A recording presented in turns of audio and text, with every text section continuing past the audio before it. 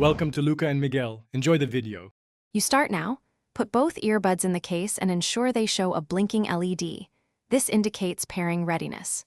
Once done, press and hold the Jabra button for about 3 seconds so the earbuds enter Bluetooth pairing mode. You want them discoverable. Meanwhile, make sure your iPhone's Bluetooth is on and you have settings Bluetooth open, because iOS scans actively only when that page is visible. This sequence speeds discovery and avoids connection delays, so don't skip keeping the Bluetooth screen ready. Once the iPhone shows Jabra Elite 85T under other devices, tap it immediately to initiate pairing.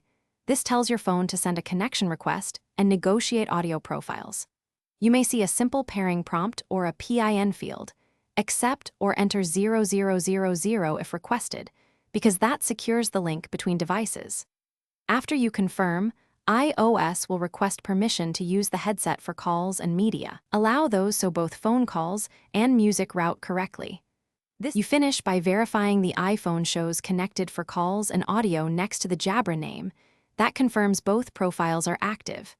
If audio doesn't route automatically, open Control Center and select the earbuds under AirPlay output so streams go to them. If pairing fails, perform a quick reset. With earbuds in the case, hold the button for about 20 seconds until LEDs flash. Then repeat pairing. Resetting clears previous links and resolves most stubborn pairing conflicts quickly. Thanks for watching and please subscribe.